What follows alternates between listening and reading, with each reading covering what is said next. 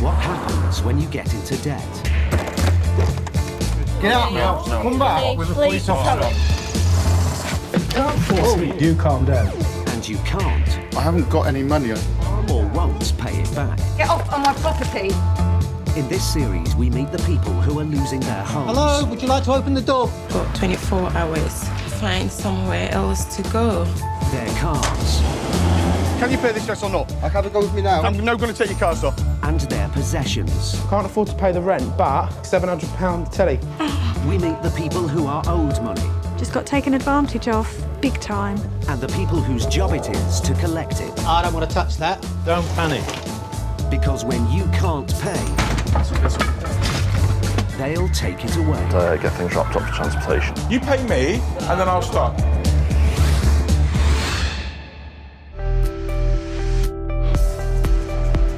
Shocking figures from the Bank of England show household debt in the UK is soaring. It has reached record levels and continues to grow.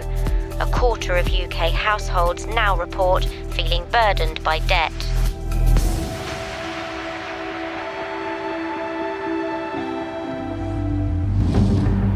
Brian O'Shaughnessy and Graham Aldred are High Court enforcement agents. You go first, go. They've been working together for 6 years, seizing property, I'm going to get the removal vehicles en route because I'm not going to sit here all day. No, now, it's got to be now. collecting rent arrears, We're here for an outstanding balance of £3,943.60. Sorry? and dealing with unexpected situations. Just located a cannabis factory, basically, Yes, in the attic. It does take a certain type of person to become an enforcement agent. There's a lot of emotions run through every job you go to. Every job is different.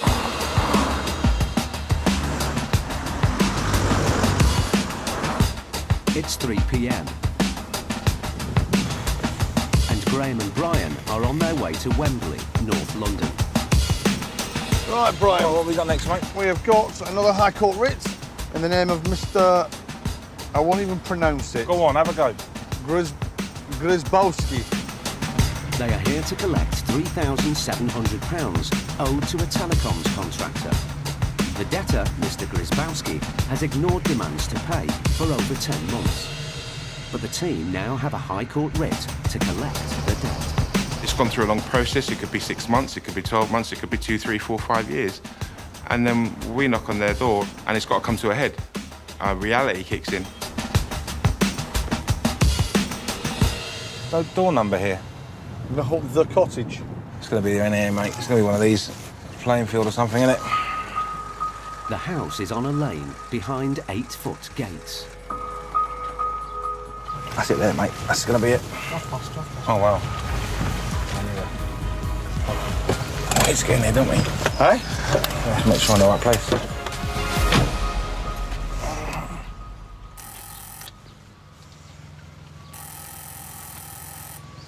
I think this is it, but... Any mail in there? Yeah. Yeah. Confirmed? Okay. Yeah, same. Oh, lovely. We were a dog, yeah? Open. CCTV, apparently. Nice little hideaway, isn't it? It's huge, mate. No one is home. But there is a 4x4 on the drive. Car will cover it. Yeah. Expensive. It's in good nick. It's full leather. When we turn up to a property, you assess everything. You're aware of your surroundings, and that would include the assets. The car was parked on a private driveway, so everything in and around that area for me was an asset. See if I can call him. Need to do something. Graham gives the debtor a call. Hello? My name's Graham Aldred. I'm High Court enforcement. Okay, there's a balance, sir, of £3,711 outstanding. How can you pay this? I don't know, I can pay the end of this week. No, sir, I need it paying today. I haven't got with me, I'm at work. I've got to remove the car then, sir, to cover the debt. That's my wife's car. Okay, well, you need to show me a logbook for it then, sir. It's insurance. And the insurance. I haven't got with me, I'm at work, I tell you. Cool. Let him think about it. It's the first thing people say, isn't it? Oh, it's not mine. What we don't want to do is remove the vehicle and it's hers, and she's the insured driver because it's not her debt, it's his. So we want to just get the facts before we do anything and take anything because we don't want to take a third party's goods. How often do people lie to me in this job? Too bloody much. It's too common. It's all good telling a lie, but we have ways and means to catch them out. Suits up for back as well. No, it's quite forward, I thought. No, it's on the pillar, it's behind the pillar, mate. Yeah? Usually when they're behind the pillar, like... Yeah, he's driving it. Behind it. 4:30 p.m. It's just a waiting game now. It's about the wits. Brian and Graham have been waiting for Mr. Grzybowski to return for 1.5 hours. Hey. What? You hungry? No, I don't get invited to your barbecues, do I? Finally, Mr. Grzybowski arrives. Here we go. Hello. Mr. Grabowski. How are you? Excellent. He's in no mood to talk. He's going to come in and walk out then, yeah? Excellent. But Mr. Grzybowski just walks away. It looks like he's trying to lock them in. Not very smart, is it? We get threatened quite a lot. That's why we work in pairs. It gives you the backup of if anything's said or anything's violent. There's 2 people there, and 75% of people do show aggression straight away. It's a game, innit? So you just call the police, Graham? Yeah. No, you're just being stupid, aren't you? No, I'm not. No, you are, yeah. You are. Yeah, you are. There you go. Thank you. No, Mr. Grabowski, do you want us to come and chat? Graham still thinks he can get Mr. Grzybowski to talk. But the situation could turn at any moment. Keep that gate open, right? That's all right, don't worry.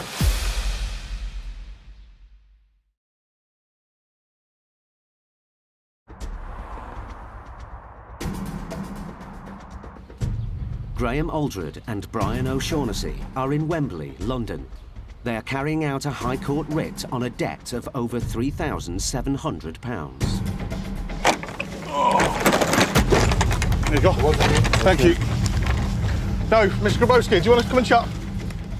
But the debtor, Mr. Grzybowski, claims he can't pay today and is now refusing to even talk to Brian and Graham. Do you want to come and talk? Yeah? That's what we're here for. That's what we're waiting for. You all right? Yeah, just grab my hand, that's all. Why you behave like this? Why? I would prefer every client that I deal with and debtor, specifically debtors, to communicate with me. You know, the worst thing to do is ignore us or the situation, but it's so common. Okay, if you try and prevent us doing this, it's actually contempt of court, yeah? Do you understand that? Keep your eyes open, yeah? He came in, he was upset, he's seen us, and he's pacing up and down, his legs shaking, he's just unpredictable for me. I'm not following him about. No. Instead of talking, he's just behaving like that.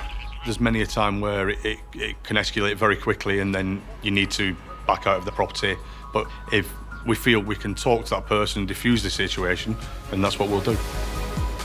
Mr. Grabowski, do you want to talk? Why don't you just talk to us? Huh? Come sit down, relax. I can't get the money now. End of the week, I can Sit collect it. sit down. Not now. Sit down. Listen, if you don't communicate with us, we can't resolve it, can we? Yeah? I understand that you're upset, yeah? But you say if I have the money 20 now, minutes it's a after good car, arriving, so Listen, it's Mr. not- Grzybowski we don't wanna take it. finally The way you calms reacted, down sir. enough to talk. Why I don't need you... a week. Okay, I need a week no. to collect the money. I Listen, can't get it now. why don't you make some calls to try and I somebody... do it. On the way here, Okay. I have so many phone calls. We don't know, I okay? did.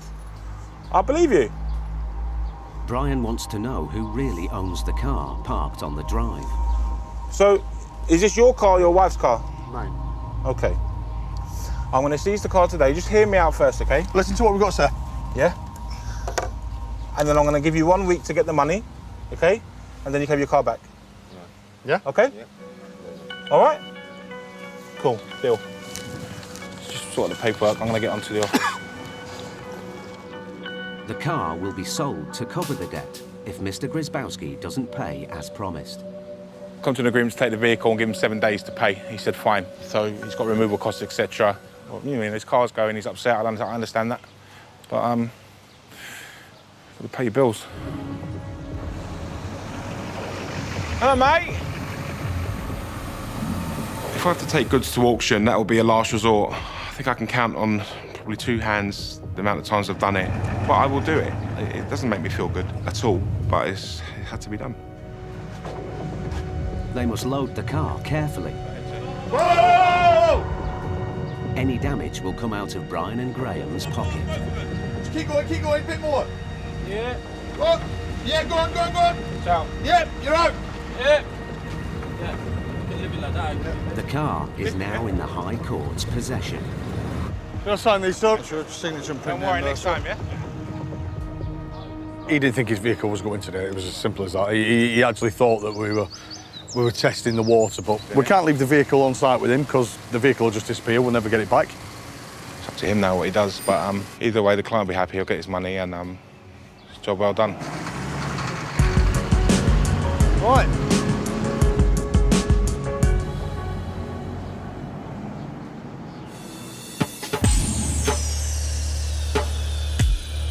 Recent reports suggest that rises in residential rents are creating a surge in subletting in the UK. As many as 1 in 10 rental properties may be home to unofficial tenants.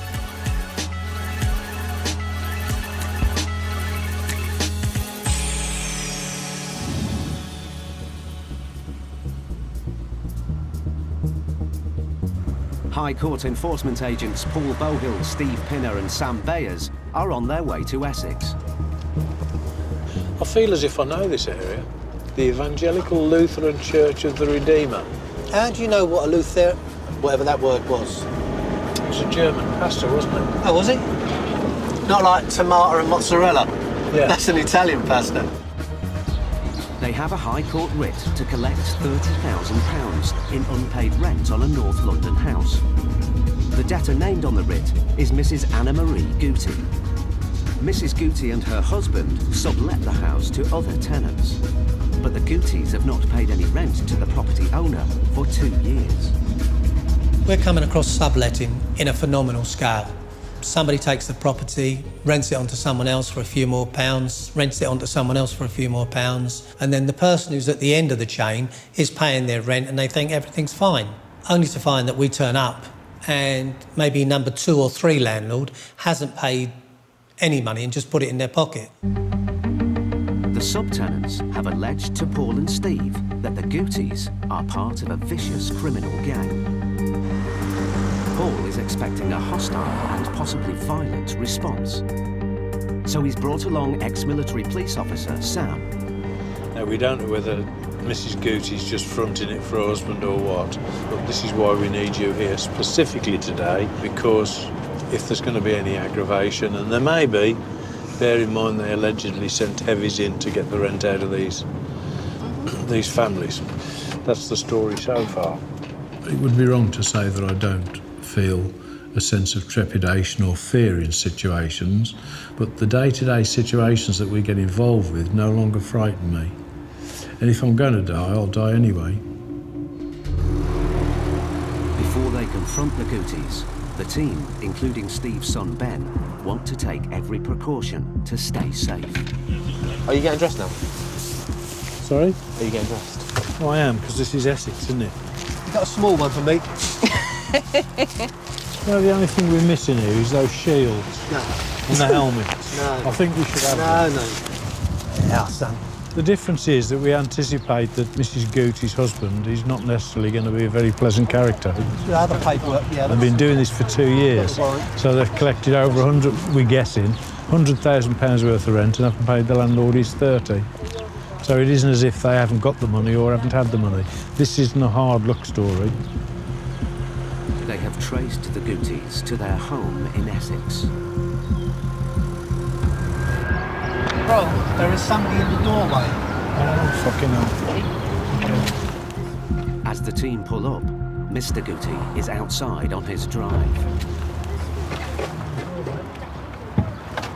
Hello? Are you Mr. Gooty by any chance?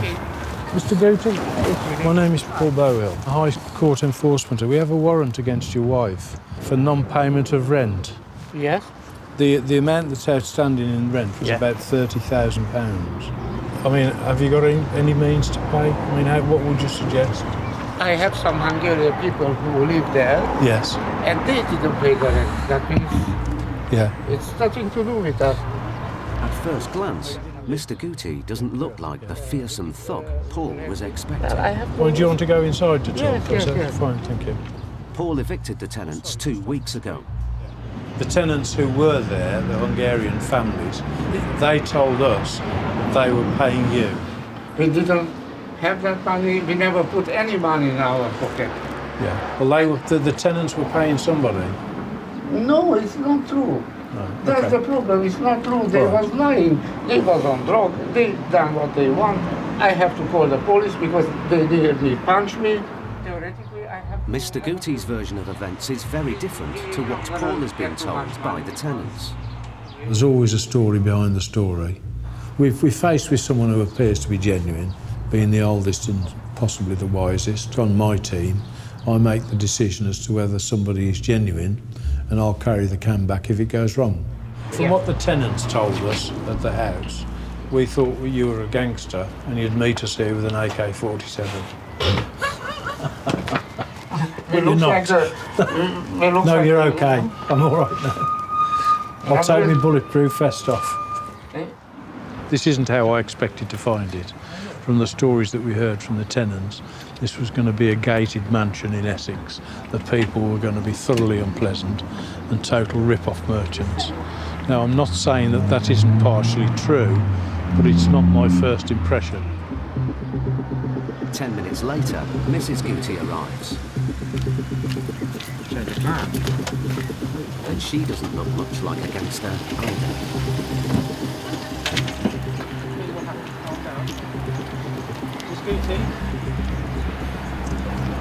She's jumped out of the car and stalled it. I think she might have thought her husband had a heart attack. Was it tried to tell you? Mrs. Guti is named on the writ. As she is the original tenant, Paul is instructed to collect £30,000 from her today. Hello, Mrs. Guti. My name is Paul Bovill. I'm from the High Court. I'm sorry there appears to be a drama here. And the amount on the warrant is actually £30,000. So really, the first and obvious question that I need to ask is, are you able to pay that today? No. Okay, wrong answer, but we understand where it is. Sorry. After you. Mr. Guti claims his problems started a year ago when he managed the maintenance team at a local hotel. He housed his workers in the sublet property, but then he lost his job. Because it was my workers. I never have problem in that house. But when my job is finished, my maintenance people, they left. Mr. Guti says he didn't know the tenants who moved in. The new tenants stopped paying rent, and Mr. Guti and his wife stopped paying the landlord. Do you understand how serious the situation is? I'm not trying to overdo it. I'm just trying to give you the reality check. Yeah, I'd like to pay this money back, but at the moment I don't know how. No. Okay. I understand that. The property owner, Mr. Arif, has instructed Paul to use all legal recourse to get the debt settled. If there isn't a proposal coming forward, and I am instructed by Mr. Arif anyway, to serve a bankruptcy notice on you, and that is that if you don't make a settlement to pay, he could bankrupt you. It's a very, very bad situation, and it just comes from the sky. I was working 70 years non-stop to get this, and now it looks like everything is gonna go in other people's hands.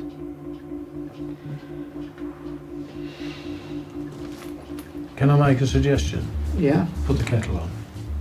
yeah, so why not? If we have a cup of tea, we'll give you as much help as we can. The High Court team have the power to seize the contents of the house. Ben and Sam do an inventory. PlayStations, Xboxes, 8 TVs. We've got projectors on the wall. Technical paradise. But the total value of the goods won't touch the massive £30,000 debt. Wife okay? She's stronger than me. She's stronger than you think. Yes, Brilliant. Paul realises the Gutis face losing much more than just their possessions. They could lose their family home. Okay. Anxious to avoid this, Paul begins to explore other options. How much do we need to offer monthly or?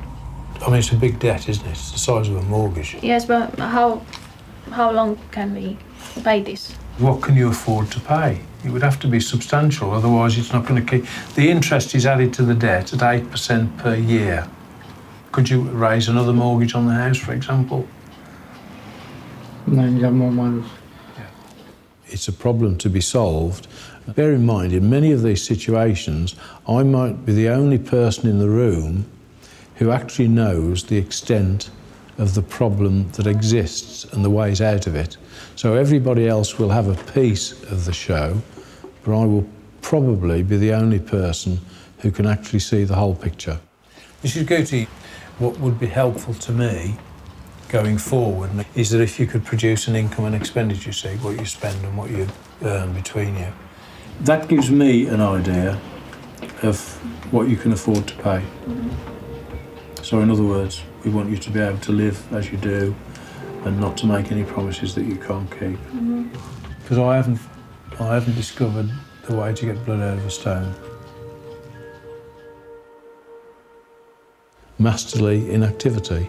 Appear to do nothing, but all the time you're making assessments. I would like to think that if I can't produce a result, nobody will. Paul gives the Gooties time to arrange their finances. All their possessions are now under control of the court.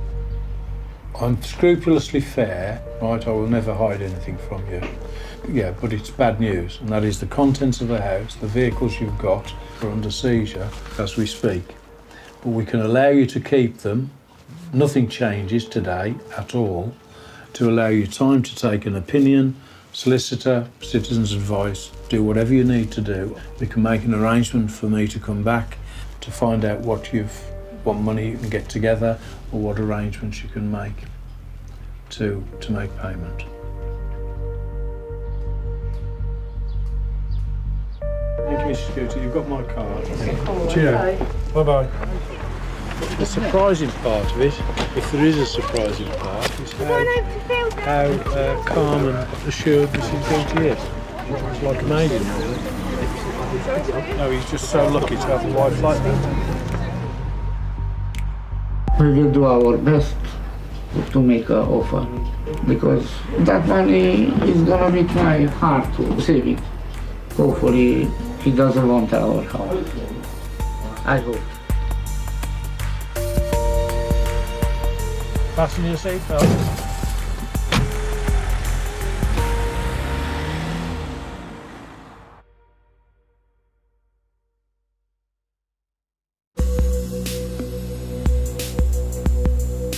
New research shows that a third of small businesses are reluctant to chase slow-paying customers, often pushing themselves into spiralling debt and failing to meet their own payments.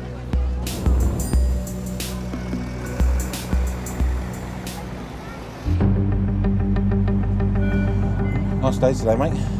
Enforcement agents Brian O'Shaughnessy and Graham Aldred are on their way to a dry cleaners in Reading. We're doing a commercial rent. Good thing about commercial rents is they're there 99% of the time. We hope they're there. Commercial rent, that is specifically instructed by the landlord of the property owing. The landlord wants his rent, his money. So they will give us the authority to enforce and send us in to retrieve their debt. There is, yes. There is. Yeah, just trying to find somewhere to park. The business owes £1,800 in rent. It is 20 days overdue. That'll do, isn't it? Perfect. For a lot of small businesses, I think it's a cash flow problem. They're robbing Peter to pay Paul. They're behind on orders. They'll maybe have some business rates they're struggling with, their rent they're struggling with. So it won't be just one specific debt, it will be a few. If the debtor can't or won't pay today, Brian and Graham can take any equipment he owns to cover the debt. I'm looking for Aziz Sindoani. Coming about 20 minutes. No problem. Can you get him on the telephone, please? Thank you, sir. Hello? Hi, is that Aziz Sindoani? Speaking. Mr. Sindoani, my name's Mr. O'Shaughnessy. I'm an enforcement agent. I'm here regarding unpaid rent. I've got an outstanding balance of £1,805. At the moment, business is not so good, sir. I could not pay the rent. Okay, I fully understand your position. Okay? You need to understand the landlord's position. If you can give me some time, like 10 No. years, I can think of that. No, But sir. if you said that you One more time, sir. Can you just gonna pay? go through now and have a Sir, look at your sir, items can you in pay here, sir? £1,805, sir? Yes or no? Sir, no, I don't. Thank you very much, sir. I'm going to Seize goods. Right. When we state a possible outcome, it's never an empty threat. It's a strong possibility. It's not something that we want people to necessarily hear, but it's something that they need to understand. This could happen. You know, it's a bargaining tool, so to speak. Close the shop. I don't want your customers to come in and see what's going on. Time to split halfway down. Just here. Always have an escape route. Lovely. Health and safety. Graham needs to assess if there is anything of value in the shop to cover the debt. So you're doing, mate? Just making a list, yeah? Just making a list, yeah. We understand he's having difficult times. We respect that. But the landlord needs his rent. We don't want to take anything but it's a possibility. If the client instructs us to do that, we have to do it. A lot of people think, oh, you know, enforcement agent, you're all horrible people, but we actually take instruction from our clients a lot of the time. I don't think these keys have been moved for a while, mate. I don't think they've been doing the key cutting. Oh, mate, this stuff's ancient. Look at it. I used to clean it. It's like rubby in here. The value of the equipment would not cover the cost to remove it. Mr. Sindami, the business owner, is struggling in his first year of trading. I do feel for small businesses. For them to try and get through that first year is hard. We try and get it sorted where they can afford to get the debt paid and carry on, obviously, trading. Brian and Graham have been waiting 90 minutes at the laundrette. The equipment is old and of little value, so Brian and Graham turn their attention to another asset. 10 minutes away. Do you want me to sit in the van? See what's coming up? Yes, there he comes up there. Brian and Graham have no option but to wait for the owner to arrive. They want to know what car he's driving. If it's valuable, they can seize it, but only if they see where it's parked.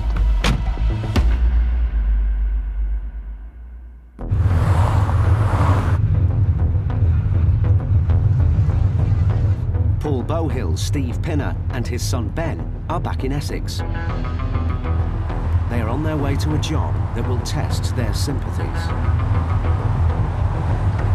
They have a High Court writ to evict a single mother from her home. The lady living here has been living here for 2.5 years. She had 2 children in that time. Hasn't paid rent since December. 5 months. Yeah, plus 5 grand. She owes over £6,000 to her landlord. But today, Paul and the team are not here to collect the debt. They are here to evict her.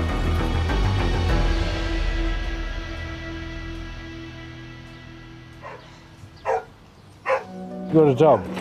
Oh, Paul's got to go with this one. He's a Certainly dog do, man. sir.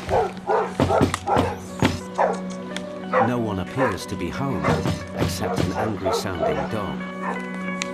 What are you doing? Just try. You. Paul talking, becoming a dog whisperer now. He's talking to the dog.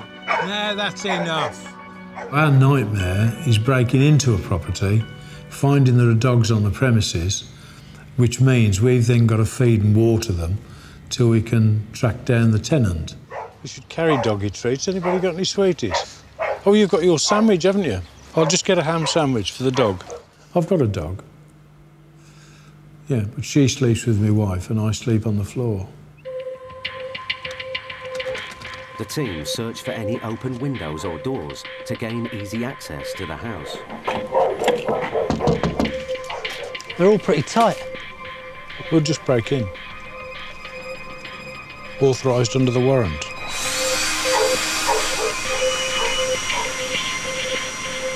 Ben calls the tenant, Louise Pardo. Paul, shall I give her a ring? Yeah.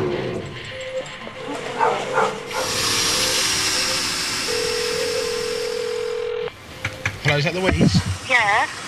Your property's being repossessed today, I'm afraid. No, I have an eviction notice to come through. The matter's been transferred to the High Court. When it gets transferred to the High Court, you do not get a letter, I'm afraid.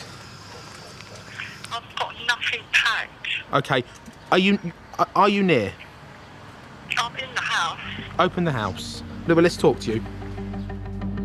Louise has been hiding in an upstairs bedroom for the past 50 minutes. She's in the house. She's in there. Yeah, I'm listening. All right.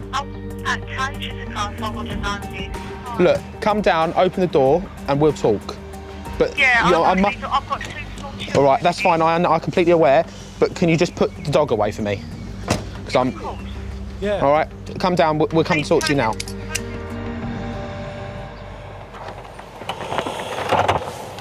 Louise. Yeah, can you come in? Yeah.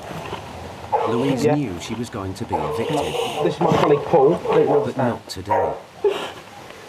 And Paul must now break the bad news.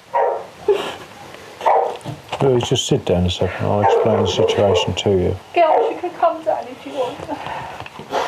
I would have packed all my stuff up. This county court action has been changed to the High Court, so there's no notice. We just turn up as you find it. They said, because they've told me wrong, obviously. They have, yeah. Because they just said, oh, you can stay and you'll get an eviction letter. And that will give you a further 4 weeks. That's right. Now, that's if it was going to continue to be dealt with under the county court rules, but the landlord has chosen to speed things up, and he's changed it to the High Court. So that's what brings us here today. You won't be able to stay here tonight, so I would suggest you start off by ringing the council immediately while we're still here, so you can then pass them over to us, and then we can explain the contrary to everything they've told you. We're here now to evict you today. We're in the front line every day. It's just the same shit every day, isn't it? They say don't do anything for 4 weeks. It's all right, don't panic. Nobody will come banging on your door. They also advised her not to answer the door to anybody. So they've actually created the drama that we had this morning. Paul must continue with the eviction. How long have I got to get out today then? As long as you need, a couple of hours at least, you know what I mean? Because you just need what you need for today. You know, the upsetting bit's over now. I am, I'm upset with the cats. No, I don't want this. No, I understand.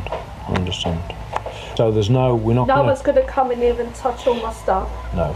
So please don't walk away from the thought that we're going to collect all your stuff up and throw it out in the street. It doesn't happen. It really doesn't. The fact that tenants are waiting until we're on the doorstep isn't because they want to, it's because they're told to by the council. The situation they're putting the tenants in, living a life thinking when they're going to come knock at my door.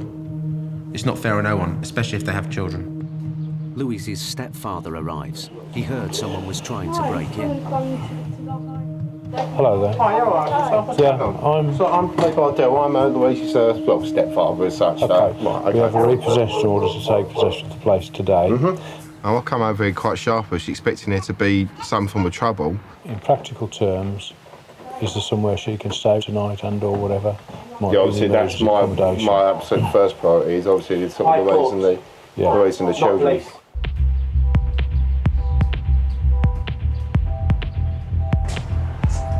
Louise says her problems started 10 months ago, after the council cut the benefits she used to pay the rent. We've not paid the rent for a while. I've had trouble with HM Revenue, accusing me of me having someone else live here. Oh, right. Yeah. They were right, we're suspending your payments. I mean, I work part-time, and it's not just £50, I'm talking about £400 a month.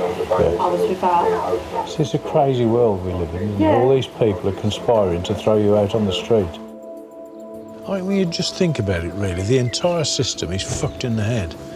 They're doing a benefit inquiry, so they stop her benefit. She stops paying the rent, the house is repossessed, the council have to rehouse her.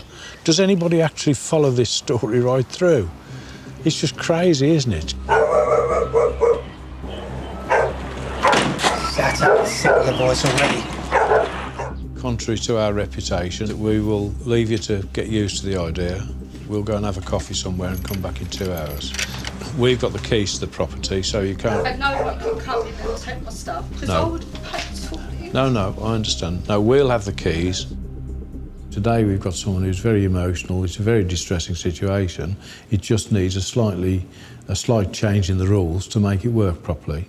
We haven't got a problem leaving the place open, it's just that we can't give you the keys back. The family are now homeless. People with the legal responsibility to deal with those that have been made homeless, those authorities need to deal with that situation. It needs to be done with smartly. Said now everybody's got to run around like lunatics to try and sort out a problem that's been created by other people. The number I've given you, my phone number, it's on all the time. We're going to go now. Right, okay. We'll come back at 4 o'clock. OK, all right. Thank you very much. This goes beyond the bounds of the official repossession. I'm not going to stand by here and see the woman harassed and her stuff dumped in the street. It just doesn't happen. Not with this team. I would never allow it.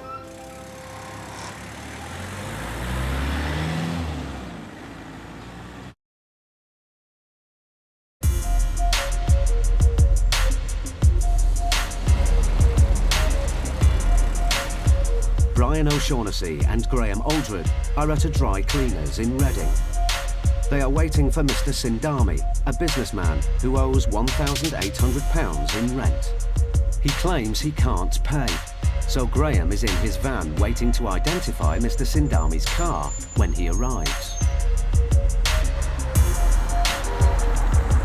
So I've got Graham sitting across the road, waiting for him to pull up. And he'll be seeing where he pops in from. Sometimes they park around the corner and they walk in and they don't come in the vehicle they're driving. So some of them are quite clued up. Try and use it as a bargaining tool to try and get it resolved. You try to be a step ahead. If it's worth money, they can seize it to offset the debt. He's there. Watch out. What's he driving? Mr. Sindami finally arrives. How are you? I'm fine, thank you, sir. Thank you so much for coming. No problem. Come in. The car is not the bargaining tool they'd hoped for. £700 reality, probably £200-300. It's not worth taking. Okay, he doesn't know that. So let's just. Thank you for coming back so soon. I wanted to come early No, it's today fine. morning. Don't worry. But because I could not make it on time, that's why you have to wait for me. That's fine. We're here. We waited.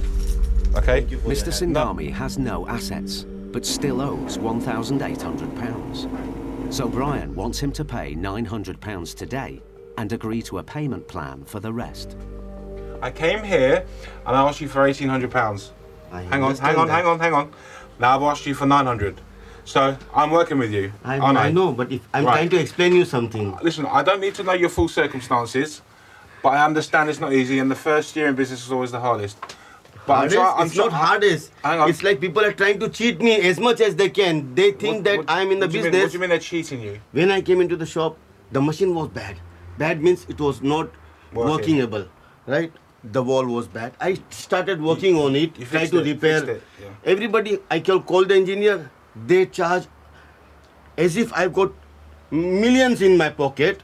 But the landlord wants their rent. You must understand that. If you I was agree in with that. If you was in the landlord's position, you may do the same thing. I understand that. Okay. Sir, I have got £300 at the moment. Fantastic. It's a start, isn't it? Yeah. You need to get another 600. You need to work with me.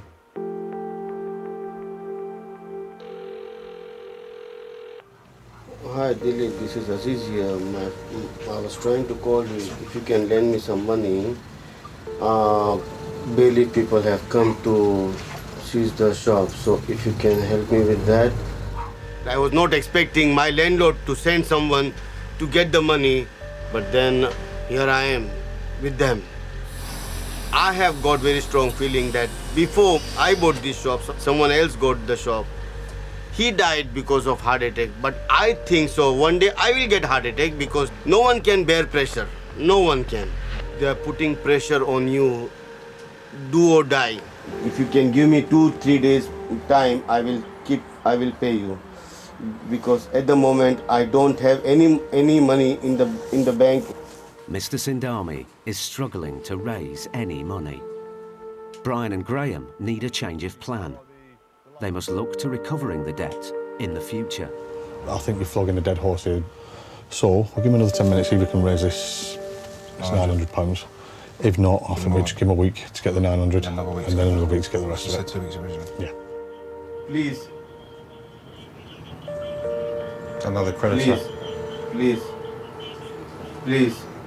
Just tell them you're calling back in 10 minutes. Tell them you're calling back in 10 Can minutes. you please call me in 10 minutes, please? Okay, this is what we're going to do for you, okay? I think you're having a very difficult time here. I'm going to give you 1 week to get me £900, okay? Yeah? And then the following week, £900 again. But you have to stick to that agreement, okay? I'm not saying pay me £900 in a week, and you're pulling faces at me. No faces. I'm just trying to read. I'm trying to. Hang on. I'm trying to understand That's how fine. am I going That's to fine. solve this. Well, you've got a week to solve that. You've got a week to do what you need to do. If there's a situation where we're on a job and the debtor can't pay at all, we sit down, we communicate, you know, I empathise, I listen, and I'll make a judgment call. So that all comes down to using discretion and weighing up the whole situation. Brian gives Mr. Sindami time to raise the money, but any goods he does have will be under their control. We want you to do well in business. You just work with us. I'm happy you'll pay it. And if you don't, I'll have to come back. I will not let you do that. All right? I like to see you, but I don't. We're going for a drink next time, yeah? No problem. Not this way. Did you sign this stuff? Have a sit down, have a quick read. Just sign and print in there, sir. And then you can open your shop up, okay? Any result is a good result. A payment plan is perfect. Okay, we're going to go out this way so your customers don't see us going out the front, okay? That's for you. Listen, shake my hand one more time. The creditor's happy and the defendant's happy. Okay, bye-bye. God bless. Bye-bye. I will try my best to pay all the money. But this year, no one can say how much business I will get and how much it will be. If I have got the money, I need to pay, that's it. But if I don't have the money, then what?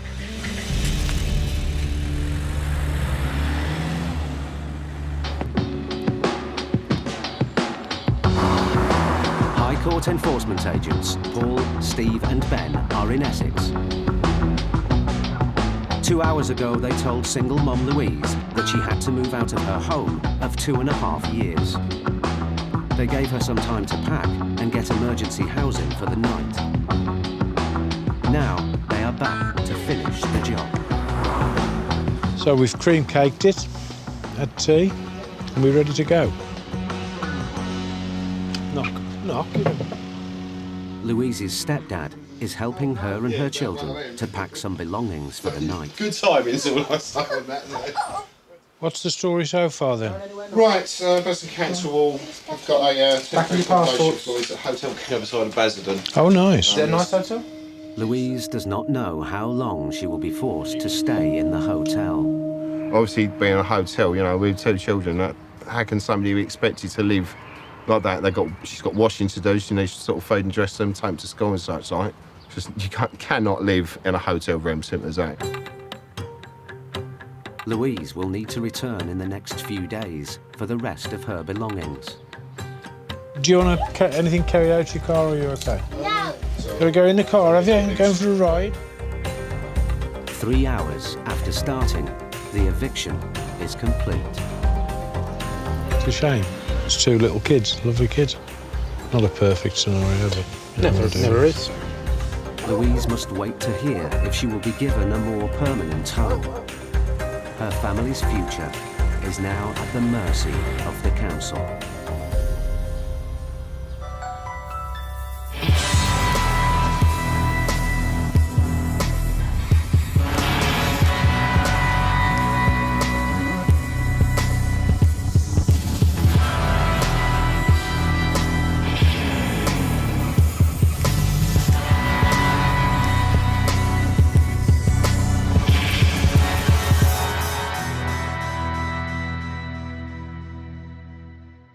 Next time, Stuart seizes some seriously valuable assets. There's nothing they can do apart from pay the High Court rate or seize the assets, one of the two. Hello, would you like to open the door, please? Steve gets caught up in a challenging and emotional eviction. Okay, just relax. Okay?